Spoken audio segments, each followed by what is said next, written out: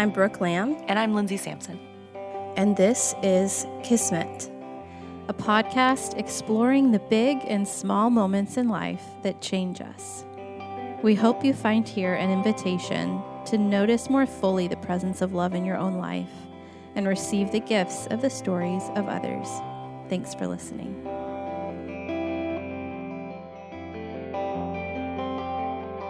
Hello.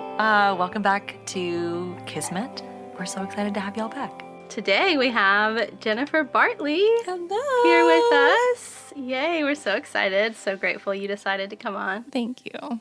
So I am a Texas native. I feel like that's part of my identity and will always be. I have lived in Nashville for 8 years. My family and I moved here together. My family is, I'm a mom of 4 boys. Wow. They're 16 down to 9, so that takes up a lot of space and a lot of wanted space. I'm also a marriage and family therapist, and so I work here in Nashville. I do work with parents and adults. You can find me at daybreaktherapyservices.com. Beautiful. That'll be in the show notes. And I actually know Jennifer from the therapy world, not surprising. Again, here this is our second time we've had therapists. We will eventually have non-therapists on the show. Just therapists talking to therapists, baby. Therapists like to talk about themselves because we do a lot of listening and supporting and holding space. So it's kind of a delight to get to have a place to be interviewed and to be a person. Our relationship was one of professional nature at first. I was your supervisor for your license. Mm-hmm. Very, very interesting, like sort of watching your evolution as a person, because I didn't know at the time that what I was witnessing was not just like you having this new profession, like you were. Yeah, I was in it. I really was. And it's so evident to me, like the person that you were. I know you were the same person, but the way you presented at that time and the way you present now. So I'm just really excited to hear from you about a moment in your life. If you guys are like me, at the end of the day, after working with clients and being with my kiddos and just the busyness of the day, I love to relax with my husband, and we like to watch shows that we both can get into. And particularly, I wanted to share about Prime Video.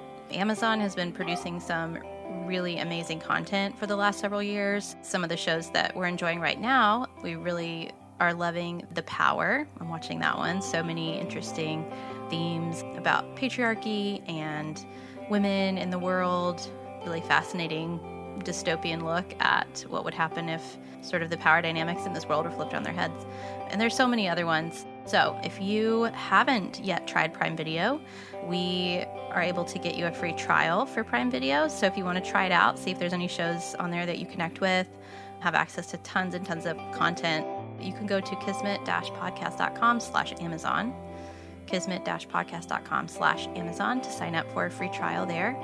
And I hope you guys can find some enjoyable stuff to watch. Thanks for listening. Back to the show. Do you want to jump in? Tell us your story. Okay. My Kismet moment is, surprisingly, a moment that happened in therapy, but I was a therapist client in this moment.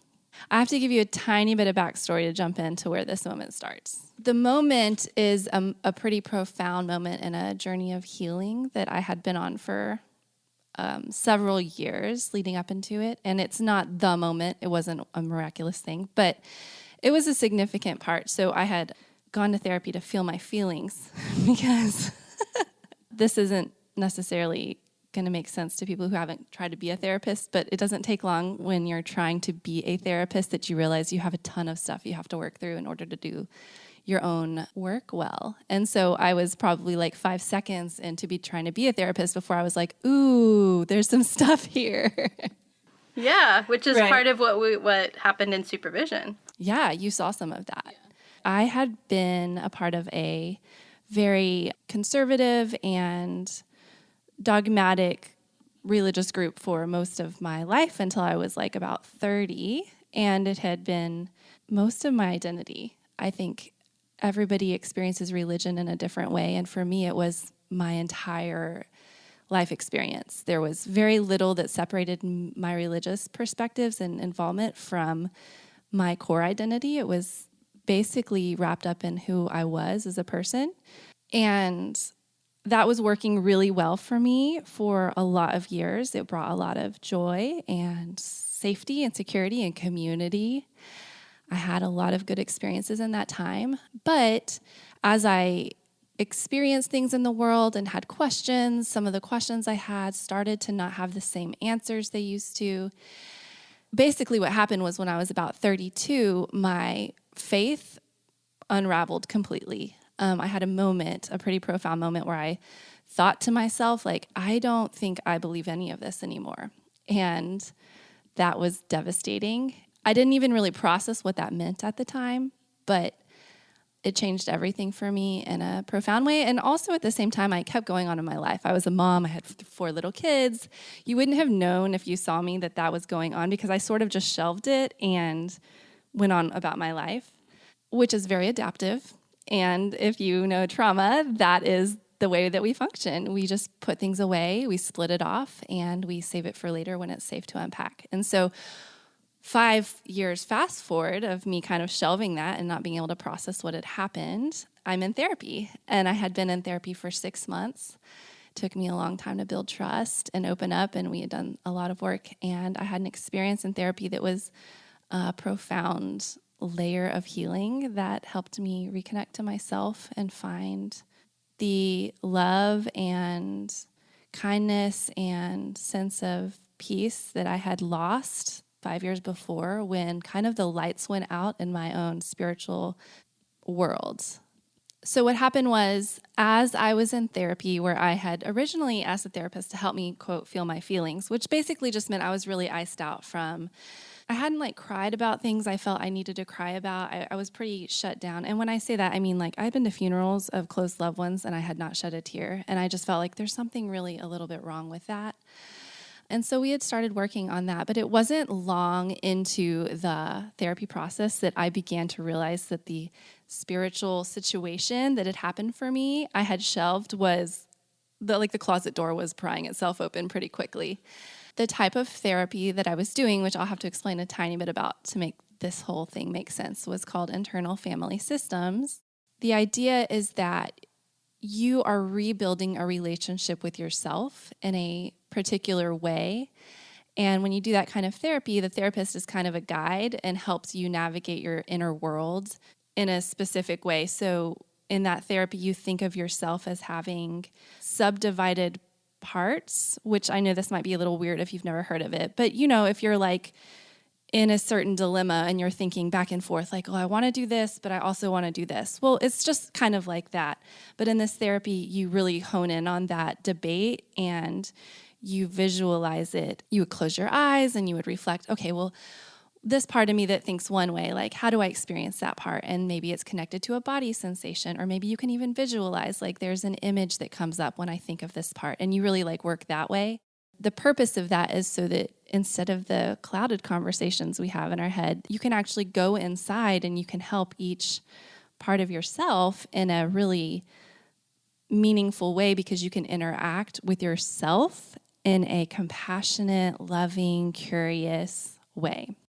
So in the therapy session that is this moment for me, I was focusing on a part of me that got really anxious in social situations. And what had happened was, because 5 years before that, I had sort of had this thought to myself, I don't believe this anymore. There wasn't really anyone I could tell that to, because everybody in my community was a part of that religious orientation.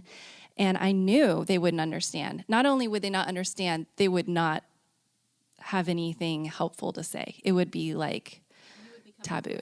I would be a sad story to them, but I would threaten their own sense of security and safety and what they believed. And so it just wasn't safe to have those conversations. So what I started to do, I had the part in me who would say to me over and over, read the room, Jennifer.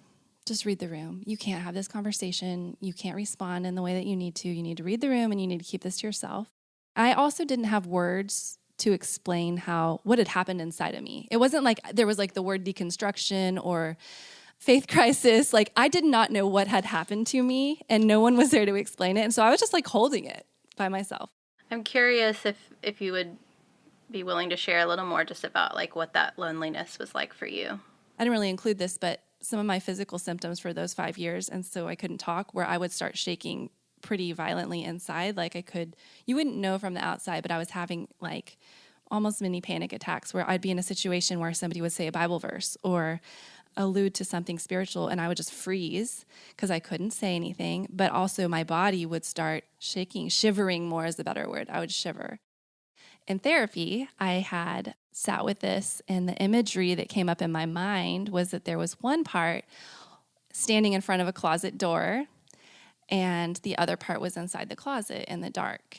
And that is where this sort of scene falls out. The first level of negotiation, if you will, was the part that had their hand on the closet door saying it's not safe. And throughout, I told you, like, this is 6 months into therapy. So that part had begun to trust me and trust the therapist I was working with that it was actually going to be safe, that this was a place where all the parts of me were welcome, that I'd had other conversations with a therapist and let her know a little of my history, and the responses she had given were so welcoming and accepting that I knew she was going to be able to hold whatever I had happen. So that part sort of backed down and moved away from the closet door, and I opened the closet door. And the imagery I had at that time was the part of me that was sitting slumped on the floor, crying, or maybe just silent, that had not been able to say or express what had happened. You might think, oh, I went and rescued that part, but I didn't. And that's what's important with IFS, is that part just needed someone to listen. And when I listened, that part did eventually kind of turn to me. So you have to, like, this is sort of like a movie playing out in my head. And it might sound odd if you haven't done this, but it felt very real at the time. I'm looking at me, a version of me when I'm like 33, who is sitting down and then this part says to me, yeah, I haven't been able to say this to anyone. It's been really lonely here. I've been wishing and hoping that someone could see me and would ask, and that there would be someone that would be safe enough to say what had happened for 5 years now, and no one has been here. And you, Jennifer, haven't been here. Like, I've been on the closet shelf. Like, I haven't been able to do anything with this. And so this part was carrying all of that sadness and confusion and loss, so much grief. And I just listened, and I sat, and I don't know in the space of real time how long I listened. It was an hour-long therapy session, so it was some amount of time. And I listened and I validated. And if you're in a conversation with someone like that, and then they say, I really feel your pain, it feels good to feel like someone gets it. I feel that from y'all looking at me right now. But also, when you feel your own pain, no one feels that pain like you do. And so as that part is telling me that, I'm kind of saying back to it, like, yeah, I know. Like, all of your saying is true. Like, not only do I know that that's true, I feel that that's true. Memories are flooding back, like experiences, and I'm validating every single thing that part is sharing with me and saying, like, yeah, you're right. That was really, really hard, and I'm so sorry. And there's the nervous system regulation, is I'm not lost in how bad it was. I'm bringing compassionate love, and almost like a mom would comfort a child.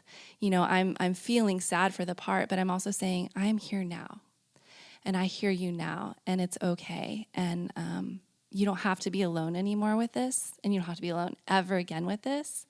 You don't have to be afraid. And it was beautiful. And then at a certain amount of time, and this is kind of the second half of the story, that's like my favorite part. In IFS, the protocol for that therapy is that you let the part tell you what it needs to share. And when it's really all done, and you check and you make sure that there's not more, and sometimes that can take more than one session, but you invite the part to leave where it is. And so I said to that part, you want to get out of this closet? Because you can. I can help you now with that. And the part said yes. And then you ask the part, well, where do you want to go? And the part can just decide. So this is sort of the fun of IFS. It's very experiential, and I don't know, your creative mind kind of kicks in, and the part gives you what do you want to do? So the part said, I want to go to a prairie far away from all of this, like restrictive closet, like the kind of like the way that I felt was in the community that I had been in, I just couldn't be there anymore. I just needed to be away. I needed to be in a place where I didn't have to worry about the conversations, and there weren't any people, and I could just be okay. So me in the park, in my mind transport, and we're sitting on the top of a big hill, and it looks like an old prairie, like, pioneer days. And the part said to me, like, I just want to be a pioneer now. Like, I just want to be alone. There's uncharted things ahead. I don't want to worry about anyone else. I want to be a pioneer with you. So remember, like, the part's not alone anymore. Like, I'm now with the part. So I'm sitting on this, like, rock, like this tabletop rock, and we're looking down on the prairie, and there's just beauty, and the wind is blowing, and I literally am feeling like I have just done a reconnaissance mission and rescued a kidnapped person from an actual closet, and it feels that much relief and safety and healing. And yeah, I have a memory of sitting there and looking across the prairie with that part, and there's almost no words to explain in my body how that felt. I think that's what the point of this podcast is, that there's no words for this experience, but it was that good. And it changed things for me profoundly.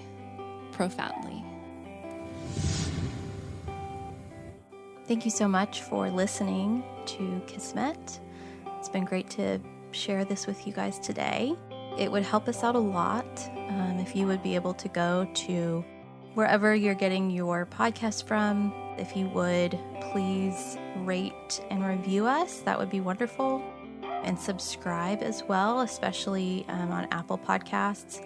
If you go to kismet-podcast.com, there's a link there that says support Kismet, and that's the link to go to find ways that you can support our work so that we can continue working on bringing these stories to you. Share us on social media. We do have Instagram and Facebook, and would just love to be able to spread this conversation a little bit more widely. For more info, again, go to our website, kismet-podcast.com. And thank you so much for supporting us by doing these things. It really does make a big difference.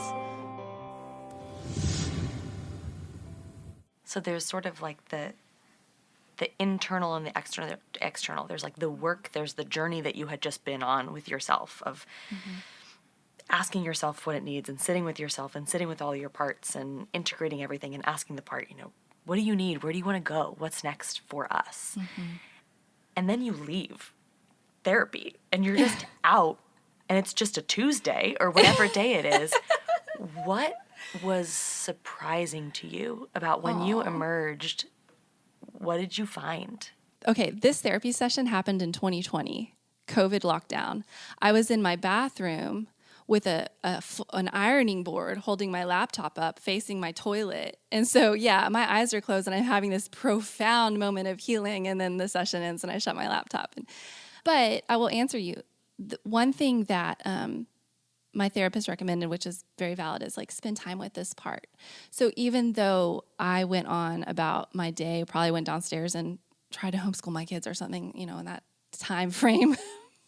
Some utter disaster. I know. Like everyone needed me suddenly and there was drama. But I left with that warm, loving part inside of me was still with me through my day. And the way that I returned to that is I found songs, love songs, very sappy love songs that were on the theme of what had happened to me, for me, and me. And I would go on a walk with my AirPods and I would just listen to the songs. And I would think of, sometimes the song would be like, I just want to come home.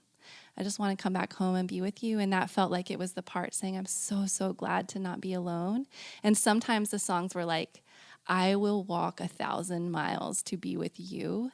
And I would like kind of think of singing that back to the part. And it was just the best. So that's how I kind of reintegrated it into my life. You were transformed by love. That, like love. Talk about the ways that changed you, like literally in your body. The greatest loss that had happened 5 years before wasn't the community and it wasn't my worldview. It was that my connection to myself and the love that I had in myself had all been hinged on it being given to me and given to a divine figure that was outside of me. And all of my spiritual understandings and my own love for myself was hinged on that. And so what had happened 5 years before was that hinge broke. And that's why that type of pain and that kind of like religious trauma is such a real thing that we can't, it's disenfranchised grief. We don't have words for that right now very well. But something broke inside of me that was very important. And that day, something reconnected. I feel like I rescued myself in a way that I was the only one that could. In a way, that day, the lights went back on inside. And even though there were many layers of healing, and there are still many layers of healing that happened, it's like a computer that reboots, and the screen is black, and then you have that blinking cursor. That day was my blinking cursor. That experience reconnected something inside of me that was profound and important. I literally think in every podcast I'm going to talk about James Finley because I love him so much. Okay. He's my mystic guy. I've told you about him. He talks about Christian mystics and stuff, but he talks about loneliness, and he talks about the sensations that are like different kinds of loneliness, being loneliness for literal people, right? Like I need to be with people.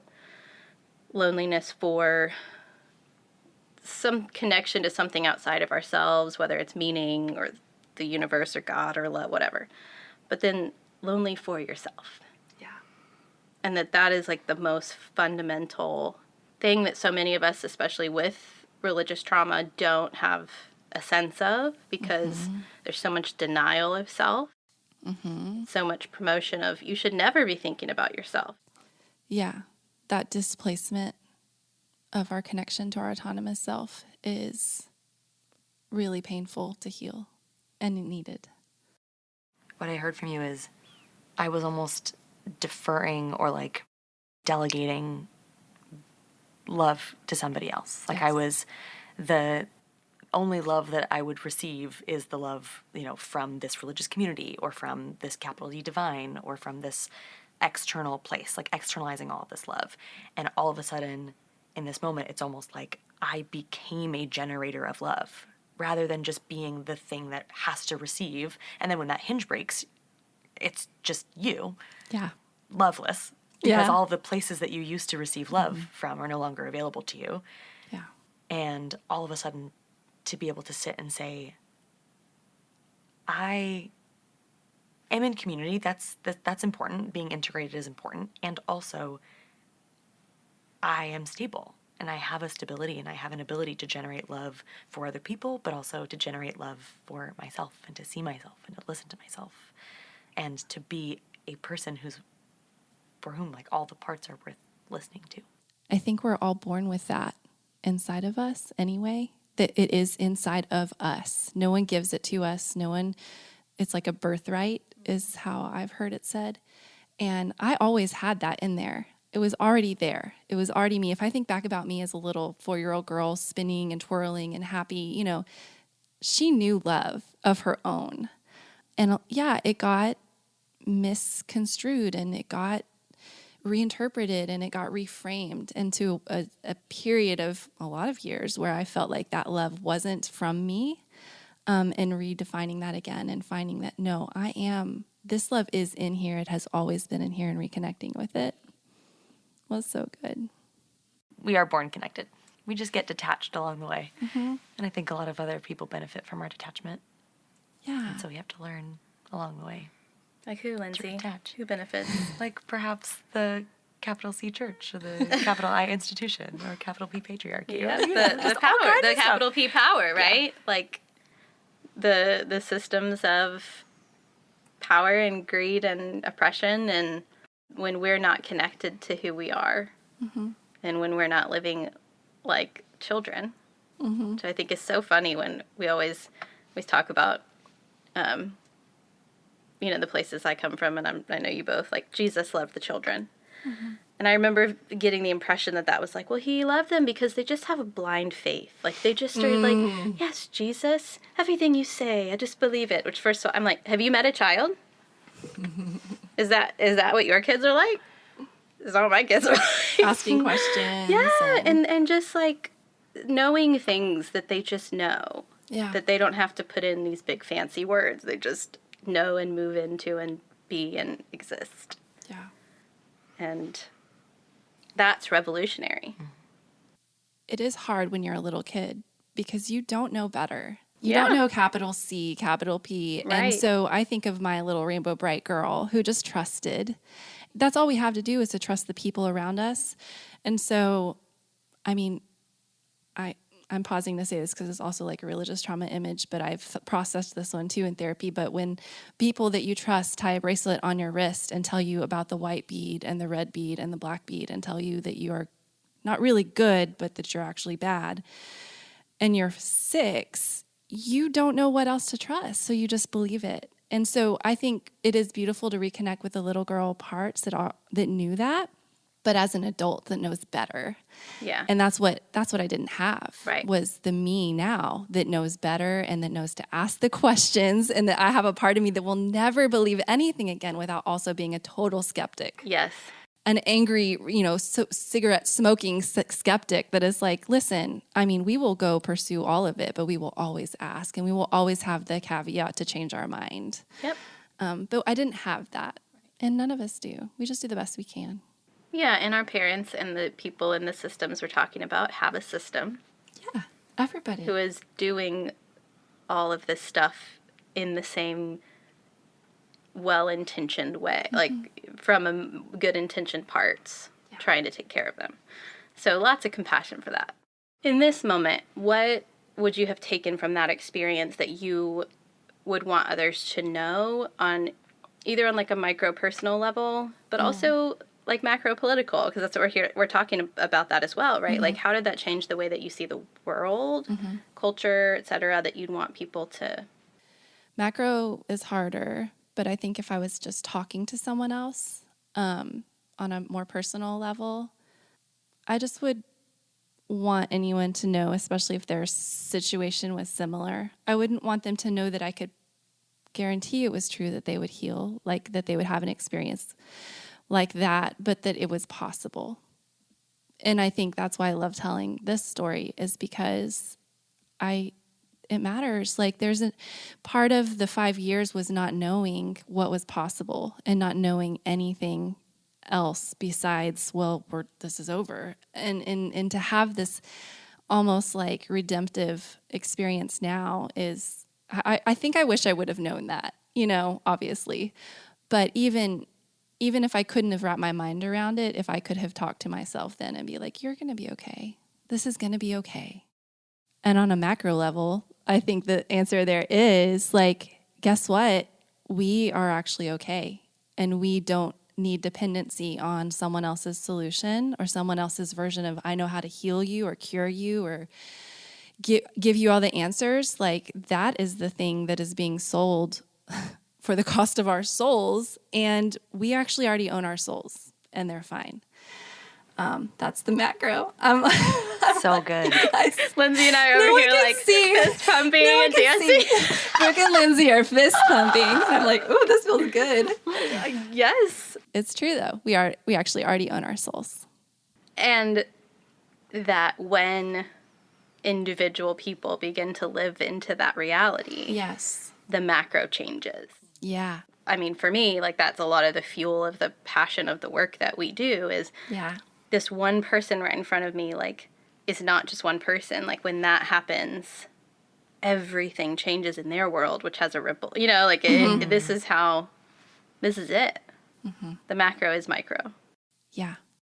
When you think about this experience and sort of looking back on it, and you had to say, gosh, the universe is so much more blank than I realized, or even I am so much more blank than I realized. Like, what's up for you?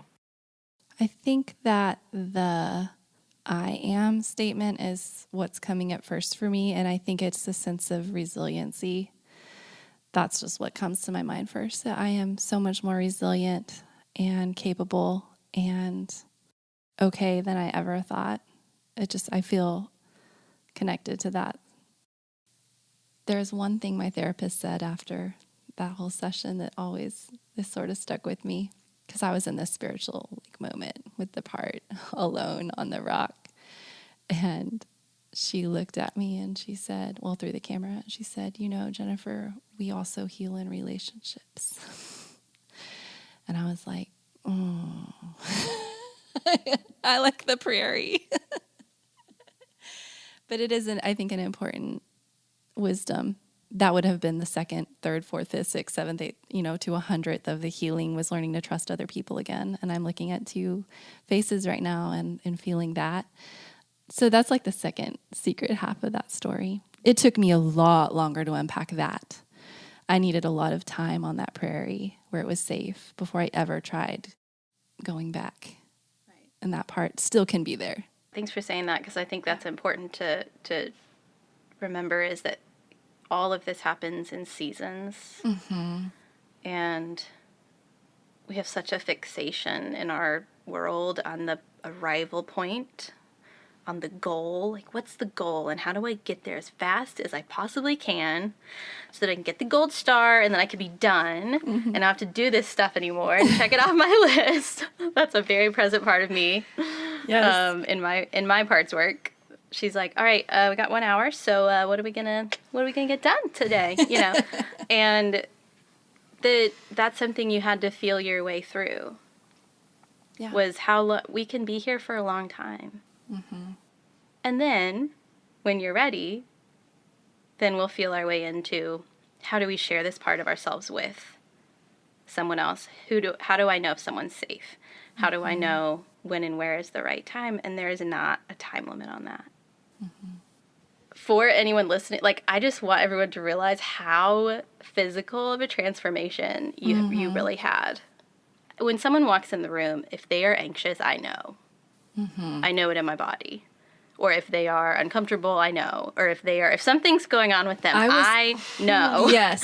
Yes. To the point that it is distracting to me because my system can't, not receive that emotional feedback. Yeah. And the, that was there when I first met you versus how your body feels to me now is, so different. Yeah. And I know that you did that. You have shown me things that have shown parts of me, things that are possible that I'm not at yet, or that I'm still very much in process with. And that's part of why we need each other, is because your healing is also mine. I started that therapy in 2020 and I started supervision with you in 2019. And a big part of it's tied together. It has been the whole time.